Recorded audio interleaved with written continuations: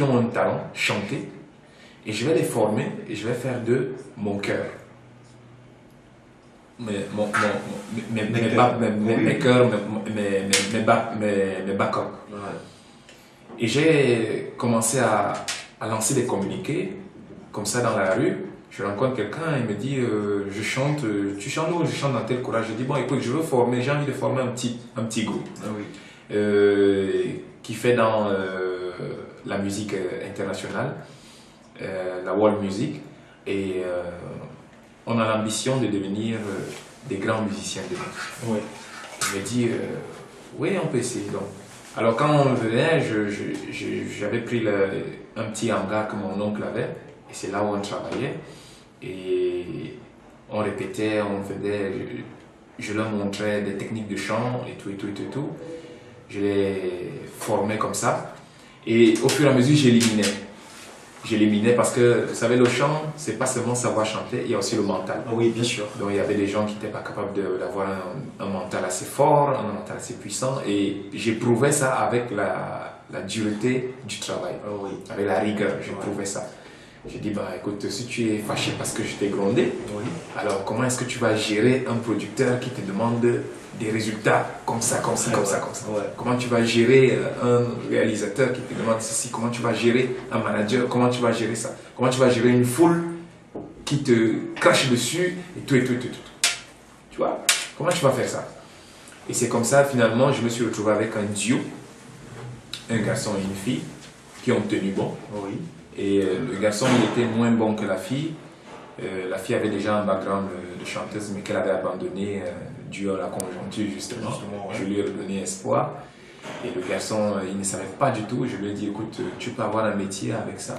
Si tu apprends à chanter, tu peux avoir un métier. C'est un métier.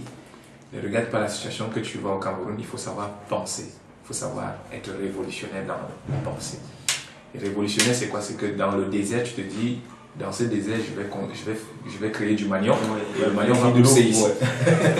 En tout cas, mais Eric, c'est une histoire quand même touchante, parce qu'il s'agit d'une histoire, on sent de la témérité dans cette histoire, de l'envie de réussir. Est-ce qu'à un moment donné... Et surtout la foi en soi. Voilà, la foi en soi aussi, oui, ça se voit tout de suite. Et à un moment donné, est-ce qu'il vous est arrivé de vous dire comme quoi je suis en train de faire fausse route, peut-être que mes parents avaient raison, ou un petit signe de découragement, ou jamais? De 99 à 2009, oui. Parce qu'il y a eu plusieurs tentatives. Il y a eu plusieurs tentatives. Je vous ai dit, il y a eu les bérets verts. Il y a eu beaucoup d'autres tentatives. Il y a eu même une invitation à un festival au Bénin. Un festival Remember Bob Marley au Bénin. Qui s'est aussi soldé par un échec parce que mes parents n'avaient pas cru. Donc... j'y avais toujours cette danse bafia là, un pied en avant, un pied en arrière, un pied en avant, un pied en arrière. Une tergiversation. Exactement. Mais à partir de 2009, avec la conviction que j'avais eue de façon mystique, elle a imprégné tout mon être, elle a imprégné tout mon mental, elle a imprégné tous mes muscles, tous mes nerfs, tous mes vaisseaux sanguins.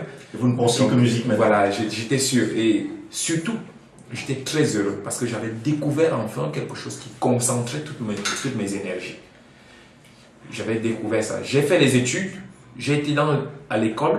Vous vous imaginez qu'un étudiant qui est dans un amphi, il est en plein examen, une chanson vient dans sa tête, il se met à la composer, il oublie qu'il est en plein examen, qu'il a une épreuve. Nous comprenons jusqu'à quel niveau ça vous a touché cette musique.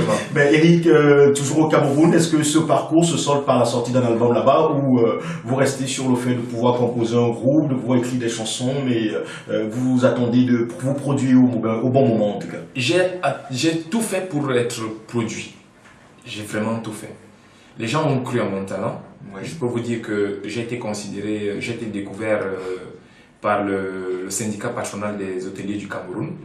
Et je rends d'ailleurs un vibrant hommage à la présidente à l'époque. Je ne sais pas si elle est encore présidente maintenant. Elle avait cru en moi, elle voulait me produire, mais son staff était un peu réticent. Oui, très réticent. Et voilà, il y avait beaucoup de réticence et tout. Elle avait cru en moi, elle avait fait de moi le musicien du syndicat. Elle m'a amené dans les conférences du syndicat en Guinée équatoriale, au Gabon. etc. Elle voulait me présenter comme un produit du Cameroun. Oui, elle voulait faire de moi un produit touristique du Cameroun. Mais elle avait une vision qui était un peu au-delà de celle de son staff. Et ça, elle a eu beaucoup de difficultés pour ça. Donc c'était Madame Lewat. Ah, d'accord. Ouais, c'était Madame Lewat. Ok, d'accord. Parlons un tout petit peu de vos compositions du côté du Cameroun. Est-ce que ces compositions, vous avez fait des produits finaux en remontant le producteur ou vous attendiez un producteur pour entrer en studio? Bon, je vous dis d'abord comment est-ce que on est sorti de l'ombre. Oui. Donc après avoir formé ce duo-là, et quelques temps après, on a rencontré un musicien du collège Nina à Balmayo. Oui. C'était un coopérant, il venait de l'Italie, c'était un professeur de musique dans le conservatoire italien. Oui. Alors il est venu et avec Maître Zogo, on a organisé un concert dans une paroisse. Il a appelé ça Concerto Africa. Ouais. Et c'était un mélange. Le professeur jouait du classique, moi je jouais de la guitare, de la world music. Et on a fait, Zogo aussi jouait de la musique traditionnelle Manguissa chez les Betty. Donc on a fait ce mélange-là avec le cœur qu'on avait. Ça a été quelque chose de merveilleux. Donc ça a été là le point de départ. Et c'est là où les deux même aussi ont commencé à croire qu'on peut faire quelque chose. Oui, c'est possible. Et quelques temps après, je rencontre un musicien qui organise un festival à Yaoundé, un festival de reggae, 3 jours au Toubaladja. Et en collaboration avec l'Institut Goethe et l'Institut français de Yaoundé. Et on organise 3 jours de concert. Et ils avaient organisé comment on appelle ça, ils avaient lancé un appel d'offres pour les musiciens qui veulent participer. Et il y avait un casting. On est parti au casting. On est arrivé tard au casting. Le casting a commencé à 9h. Et nous, on est arrivé à 11h30 et tout. Et la dame de l'Institut français et le musicien Toubaladja, ils ont dit, il y a tellement de musiciens qui sont passés devant nous depuis 9h. C'est la première fois qu'on sent qu'il y a une matière à récupérer. Voilà, Eric, ce qu'il faut que je rappelle à nos amis auditeurs, c'est que je ne sais pas si vous avez 6 000 ou 6 millions de chansons dans votre tête, parce que je me suis toujours posé la question à chaque fois que je vous vois chanter, je me dis toujours, comment tu fais pour avoir toutes ces musiques dans ta tête que tu répètes en longueur de journée, ou alors qui composent ton répertoire aujourd'hui? Disons que je commence à chanter à l'âge de 4 ans, 5 ans. Mes parents étaient des gens qui étaient très mélomanes. J'ai grandi dans un contexte où j'ai la musique traditionnelle. Oui. J'ai la musique occidentale. Ouais. J'ai la musique américaine. Oui. J'ai la musique jamaïcaine. Donc j'ai un oncle qui m'a initié dans le reggae dès le bas âge. Oui. Mon père, il aimait énormément du rock. Donc Chuck Berry,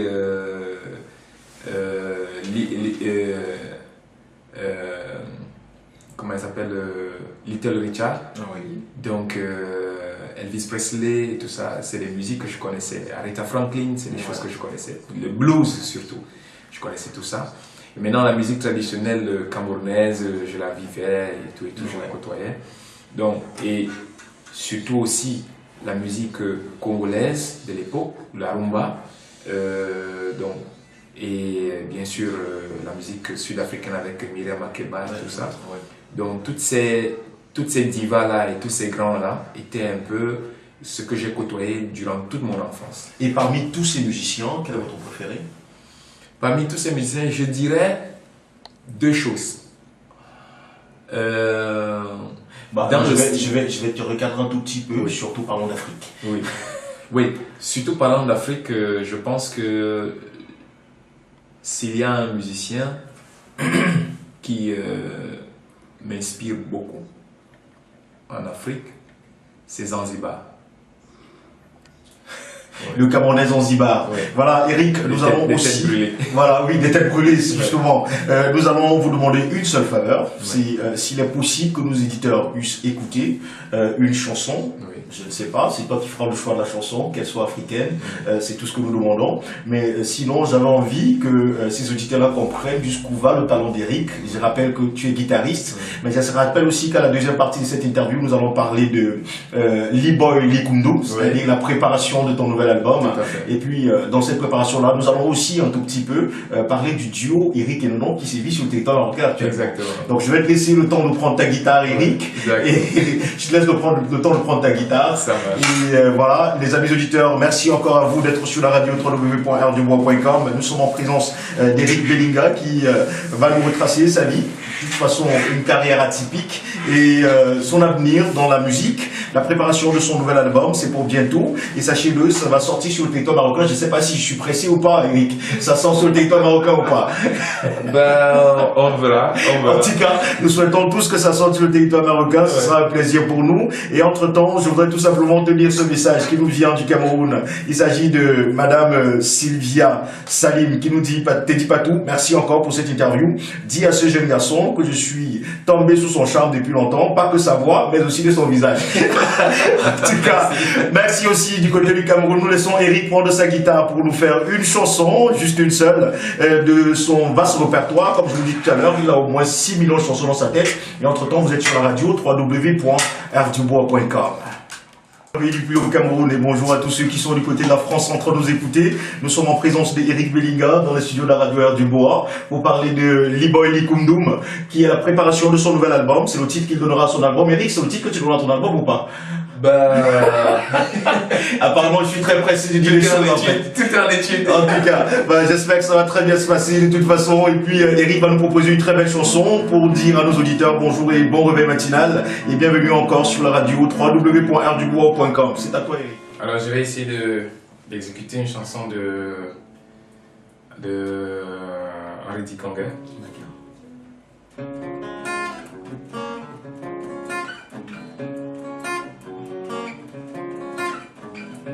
Buluba wili tenge abanao nungu sonjangame mundi muma panise mundi mawase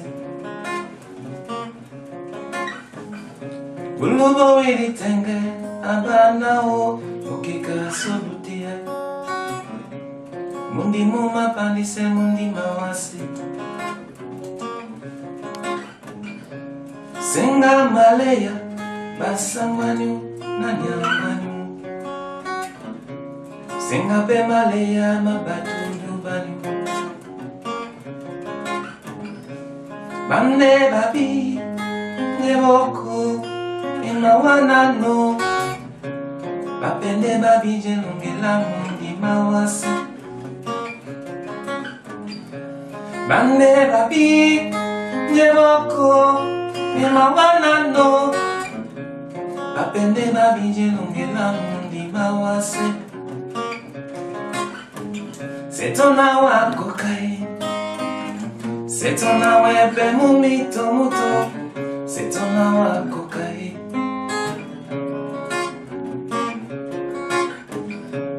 Sengele nae Babiate bombi sonkende Diplôme di Onsongele na Babiate mito Sante diplôme di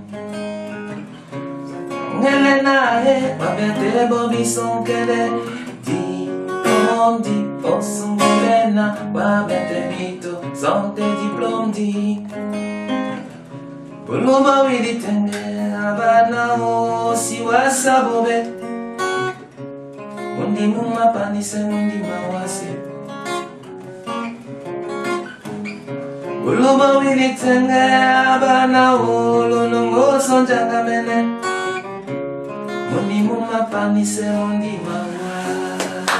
Merci Eric, merci encore Henri Dikongue. Il s'agit de cet artiste camerounais en fait que nous avons tous aimé et que nous